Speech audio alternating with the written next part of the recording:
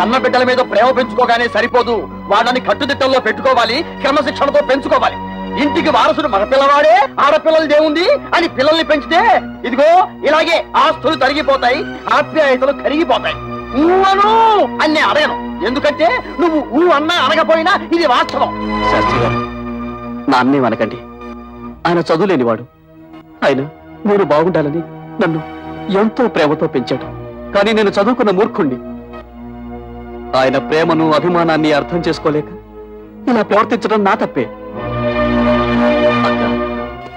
నాన్న సంపాదించినంత నా ఆస్తి అనుకున్నాను. మిమ్మల్ని అందరినీ అగౌరవపరిచాను, క్షమించండి.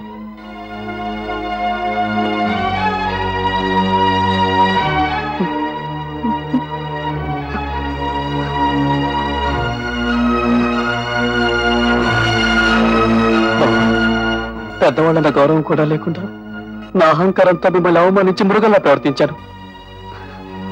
నన్ను క్షమించండి. ఇక నుంచి మీరంతా వేరువేరుగా ఉండక్కర్లేదు, మనమంతా కలిసే ఉందాం. అదే నువ్వు ఎప్పుడు నీ నోటితో బావులు చెయ్య అన్నావు, అప్పుడే అన్ని మర్చిపోయావు. ఇక చూడు నేను ఎలా రెచ్చిపోతాను రే. నువ్వు అలా రెచ్చిపోయి బొడ్లో చెయ్యట్టావో నేను ఫ్రంట్ బ్రేక్ పీకి బొడ్లో పొడుస్తాను. గిరి, నిన్నటి దాకా ఆడదాని ఆస్తి మామగారిచ్చిన డబ్బుతో హాయిగా బ్రతకాలనుకున్నాం. అది ఎంత తప్పు మా పెళ్ళాలు మాకు బాగా నేర్పారు. అందుకే ఇవాళ నుంచి కష్టపడి సంపాదించి గౌరవంగా బ్రతకాలని నిర్ణయించుకున్నాం. ఇవాళ నుంచి మన ఫ్యామిలీ పప్పులో ఉప్పులాగా, దప్పడంలో ముక్కల్లాగా, చెత్తకుంటిలో కుప్పలాగా, ఆటోలో ప్యాసింజర్ లాగా కలిసిమెలిసి ఉంటాం. మాకు వేరే ఆస్తులు ఏం అక్కర్లేదు మావయ్య గారు. అంత మాటలకు బాబు, ఎప్పుడైతే నా కూతురు నా మర్యాద కోసం, నా కుటుంబ గౌరవం కోసం ఇంత త్యాగం చేశారో అప్పుడే వాళ్ళు నాకు వారసులు.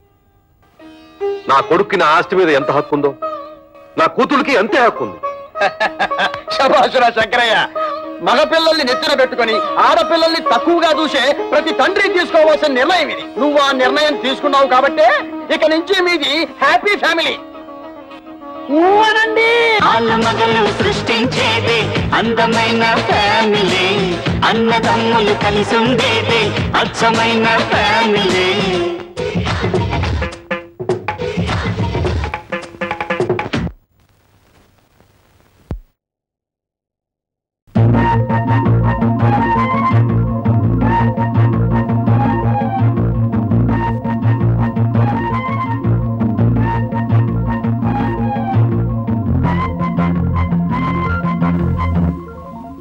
జానకమ్మా, జానకమ్మా.